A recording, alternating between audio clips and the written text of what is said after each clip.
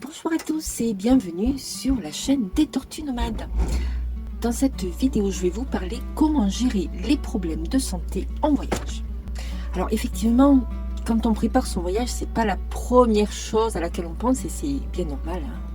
On ne pense pas tomber malade ou avoir un accident quand on prépare son voyage. Mais en cas d'accident ou de maladie, le bon déroulement d'un voyage risque d'être complètement perturbé. Par ailleurs, les conséquences peuvent être vraiment désastreuses au niveau de votre budget, surtout si la situation s'aggrave. Donc qu'il s'agisse d'une simple blessure ou d'une situation critique, il est important de savoir gérer les ennuis de santé et de prendre toutes les précautions pour pouvoir les éviter en voyage. On prépare son voyage en avance, c'est quand même beaucoup mieux. Surtout si on part à l'étranger. Parce que bon, en France, à la limite, ça ne vous change pas grand-chose. Mais si on part à l'étranger, c'est quand même mieux. Ne serait-ce que déjà, regarder au niveau des vaccins, qu'est-ce qui est obligatoire, qu'est-ce qui est recommandé, etc. Alors si vous voyagez dans l'Union européenne, sachez qu'aucun vaccin n'est obligatoire pour voyager dans l'Union européenne. Les vaccins sont uniquement recommandés. Je pense à la varicelle, admettons, au ROR, la rougeole, rubéole, l'orion, je crois que c'est, à la polio, admettons, etc. Donc tous ces vaccins sont recommandés, donc il vaut mieux être à jour.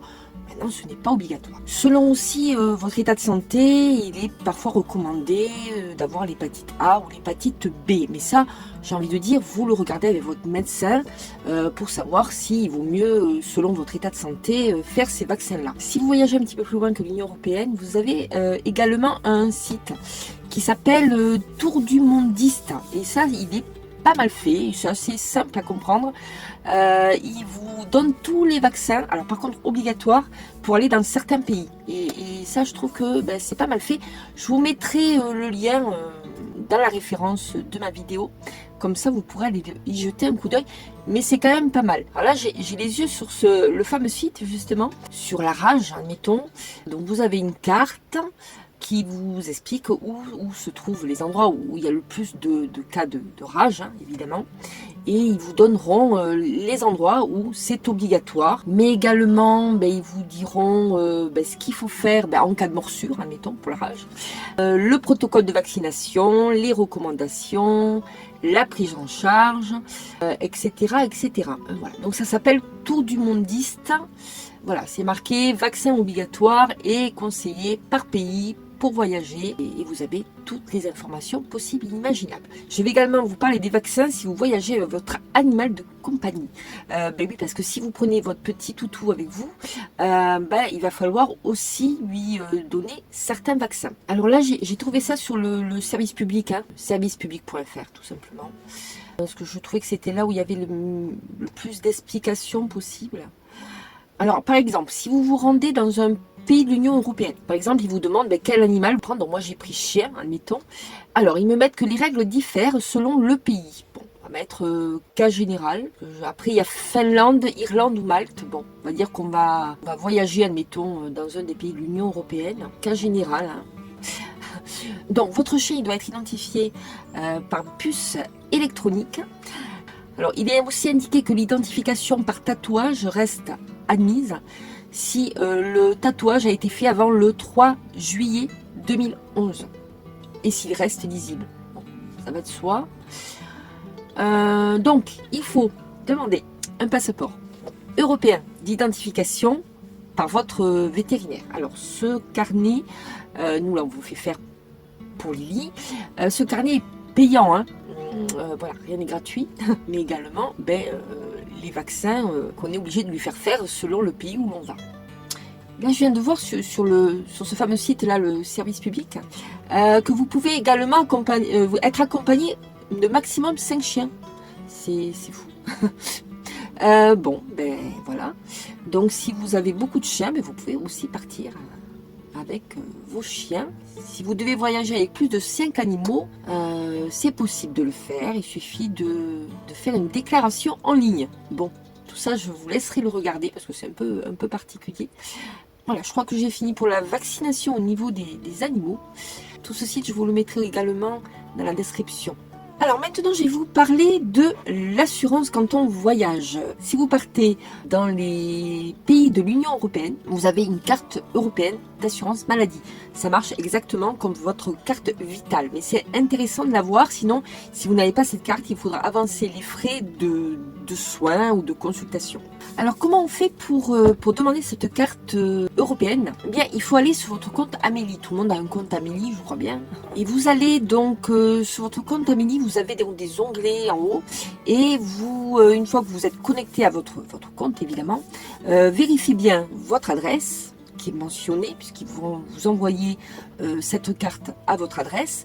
Et également, vous allez donc dans l'onglet Mes démarches. À savoir également, il vous faut demander une carte pour chaque personne qui vont partir avec vous. Alors si vous partez avec votre famille, il faudra également demander cette carte pour vos enfants. Alors cette demande de carte est gratuite, hein, elle vous est envoyée gratuitement. Cette carte est envoyée normalement sous 3 semaines. Mais je vous conseille de la faire vraiment un petit peu avant votre départ, au cas où on ne sait jamais si votre demande s'est perdue, s'il y a eu un souci, si vous ne recevez pas votre carte. Voilà, vous pouvez les relancer bien évidemment. Quelles sont les prises en charge avec cette carte d'assurance maladie européenne?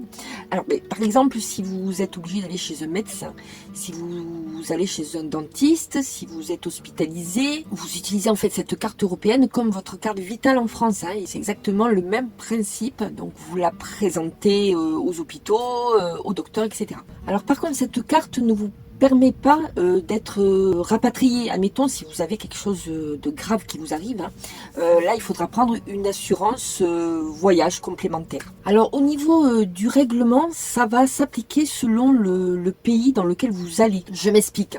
Si la prestation que vous demandez est gratuite dans ce pays, elle vous sera gratuite pour vous. Ça veut dire que vous n'aurez pas d'argent à avancer. Par contre, si la prestation est payante dans ce pays, vous devez avancer l'argent et vous ferez rembourser ensuite. Donc à ce moment-là, il vous faut garder vraiment toutes les factures, toutes les ordonnances, etc. pour pouvoir vous faire rembourser quand vous rentrez en France. Si vous restez, je sais pas, admettons, vous voulez rester 3 mois dans un pays, admettons, et que vous voulez vous faire rembourser, vous pouvez envoyer donc les factures plus un formulaire. Alors, c'est le formulaire CERFA numéro 12267. Je vous le mets dans la vidéo. Donc, en envoyant ce papier plus les factures, plus l'ordonnance, etc., normalement, vous faites rembourser si vous avez avancé les sous. Je vous conseille donc de photocopier ce CERFA avant de partir en voyage, parce que si là-bas ils n'ont pas ce CERFA, ça va être peut-être plus compliqué de se faire rembourser. Donc il vaut mieux avoir tous les papiers, c'est peut-être plus prudent. Alors si vous avez aussi votre compte Amélie justement, vous pouvez vous faire rembourser directement, vous n'avez pas besoin de l'envoyer par la poste, hein, vous faites rembourser directement avec vos justificatifs sur votre compte Amélie, où la carte d'assurance maladie européenne peut être utilisée. Alors, dans tous les pays de l'Union européenne, mais également en Suisse et au Royaume-Uni. Alors, cette carte est valide pendant 2 ans. Pendant 2 ans, vous êtes tranquille, vous pouvez voyager de temps en temps, ou voilà, vous pouvez voyager tranquillement pendant 2 ans avec cette carte, et puis vous la renouvelez dès qu'elle arrive à échéance. Alors, pour tout ce qui est assurance privée, et si vous avez une carte Visa, peut-être demander à votre banquier pour savoir ce que couvre en fait votre carte Visa si vous partez à l'étranger. Ça vous couvre sur certaines choses. Est-ce que c'est suffisant? Est-ce que c'est pas suffisant? Après, peut-être que vous êtes quand même obligé de prendre une assurance un peu plus conséquente. Il existe donc des assurances privées hein, qu'on connaît tous. Donc après, à voir avec eux ce qu'ils vous proposent et quels sont exactement vos besoins particuliers. Ces assurances-là vont vous servir pour vous rapatrier, pour annuler votre voyage, mais également si vous partez hors Union européenne, effectivement, c'est peut-être bien de prendre aussi cette assurance voyage qui va vous permettre quand même de vous aider si, financièrement surtout, si vous avez besoin d'être hospitalisé dans certains pays. Par exemple, je pense notamment aux États-Unis ou au Canada.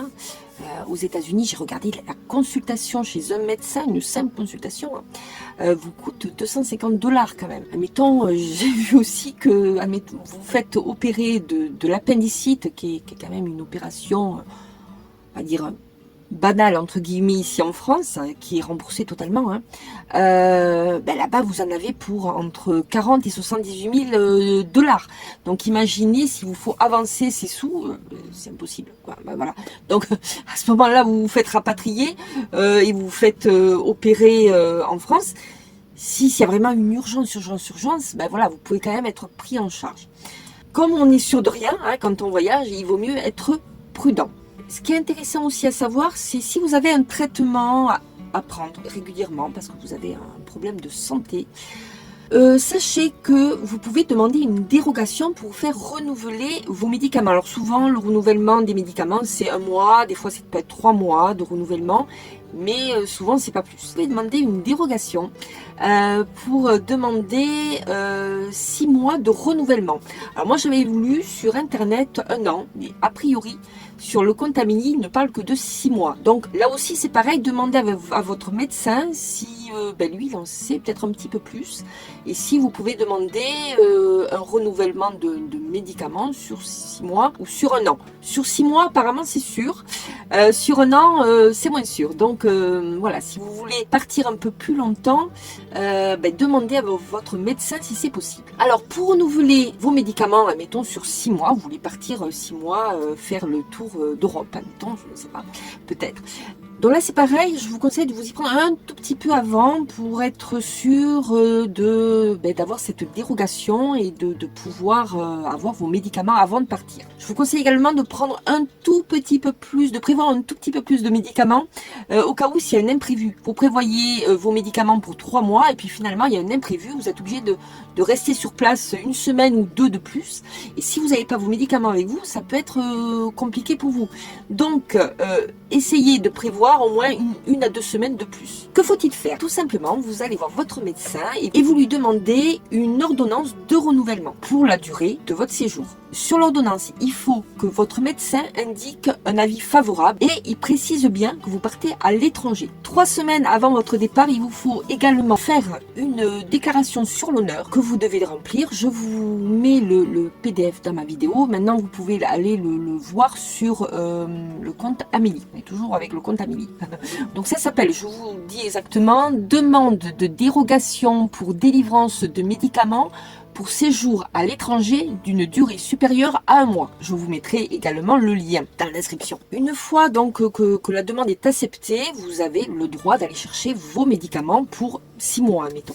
Alors si vous devez partir avec vos médicaments, il est conseillé de bien les préparer et de bien savoir les conserver. Il est conseillé de garder les boîtes plus la notice de vos médicaments. Alors si vous prenez vos médicaments depuis plusieurs mois, voire plusieurs années, vous êtes un petit peu, vous savez un petit peu comment il faut les conserver. Et puis de toute façon, je pense que vous pouvez demander à votre pharmacien ou à votre docteur comment il vous faut conserver tous vos médicaments pendant votre voyage. Ça sera aussi simple. Ensuite, pour le passage des douanes, il est possible que vous ayez des médicaments de la famille des stupéfiants. Je pense notamment à la morphine, admettons. Donc là, c'est pareil, hein, il vous faut garder l'ordonnance de votre médecin en disant que vous êtes obligé de prendre ce médicament pour votre santé, que vous montrerez aux autorités de contrôle, hein, tout simplement. Normalement, il n'y a pas de souci. Alors, également, il n'est pas recommandé d'acheter des médicaments dans un pays étranger sans avis médical. Si toutefois vous perdez vos médicaments, peut-être demandez à votre médecin de vous donner, alors pas la composition du médicament, mais peut-être la formule chimique du médicament qui va vous permettre de retrouver la même chose. Je crois qu'on appelle ça la substance active, hein, donc qui vous donne ces substances actives. Par exemple, je vais prendre un médicament, voilà, il parle de médicament assez courant en France, hein, le Doliprane, mettons. Pour nous, c'est du paracétamol. Et pour certains pays, la dénomination commune de cette substance active est acétaminophène. Donc, voilà, c'est quand même un peu compliqué. Donc, toujours prévoir quand même ses propres médicaments au cas où, qu'on ne vous donne pas n'importe quoi. Alors ensuite, je voulais vous parler, là c'est plus une question de sécurité. Si vous voyagez dans un pays étranger, il y a un site qui fait partie de France Diplomatie, je crois, mais c'est pareil, je vous mettrai le lien. C'est le FIT d'Ariane. Ariane, je crois que c'est le service exactement. C'est un site qui va déjà donner des conseils aux voyageurs selon le pays où vous allez. Si c'est bien sécurisé ou pas, ou quelles sont les précautions à prendre, etc. Et ensuite, vous avez la possibilité de vous inscrire sur le fil d'Ariane. Voilà, ce service va permettre donc à tous les Français qui voyagent à l'étranger de s'inscrire. Et vous allez recevoir sur votre téléphone ou sur votre mail des consignes de sécurité s'il se passe quelque chose dans ce pays. Par exemple, ça peut être des catastrophes naturelles, admettons, mais aussi des troubles politiques ou des risques sanitaires. Ou bon voilà, il y a plein de choses qui peuvent arriver et ça peut quand même vous aider. Même eux, ils pourront vous rapatrier plus facilement parce qu'ils sauront que vous êtes dans ce pays. Donc je trouve que c'est pas mal fait. C'est assez simple au niveau de l'inscription, il n'y a pas grand chose à faire. Vous donnez vos dates, je crois, de voyage. Vous dites dans quel pays vous allez, évidemment. Alors pour les petits bobos, préparez peut-être une trousse médicale de base. Je vais vous donner les éléments indispensables pour votre trousse. Ensuite, ça, vous pouvez aussi en discuter avec votre médecin ou votre pharmacien pour savoir ce qu'il vaut mieux prendre ou ne pas prendre. Moi, je vais vous donner une petite liste. Mais bon, je ne suis pas médecin, donc c'est vraiment la trousse de base.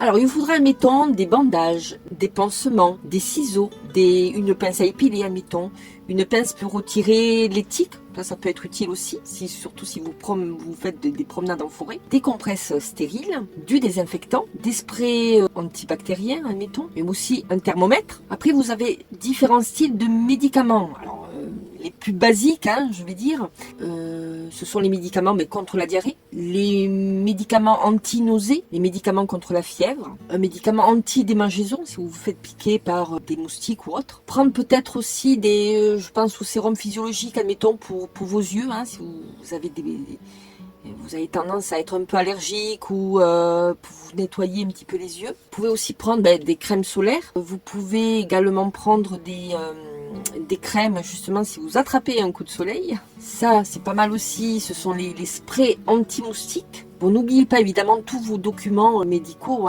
vos assurances, etc.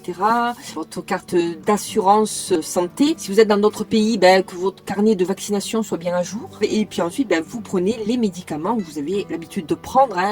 Voilà, ça peut être de l'homéopathie, ça peut être des huiles essentielles. Tout ce que vous prenez habituellement chez vous, vous pouvez prendre quelques petits échantillons avec vous dans votre trousse à pharmacie. Vous avez la possibilité également d'acheter un kit dentaire. Alors, un jour, Laurent a eu un problème avec sa dent sur pivot qui avait cassé et donc il avait un trou au milieu, en plus bien au milieu de la bouche, donc il pouvait pas rester comme ça.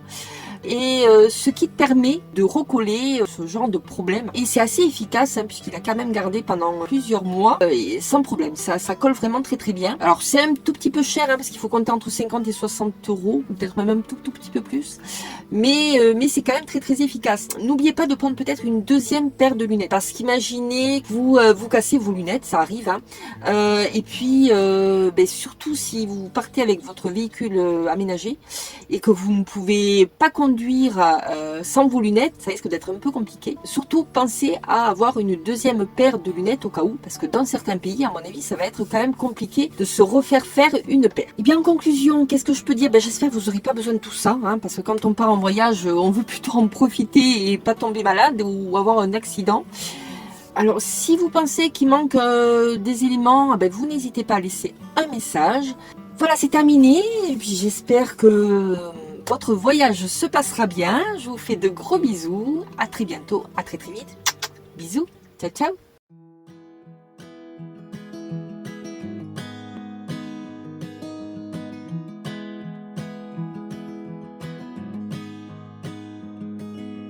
I'll be right behind you, Josephine. I won't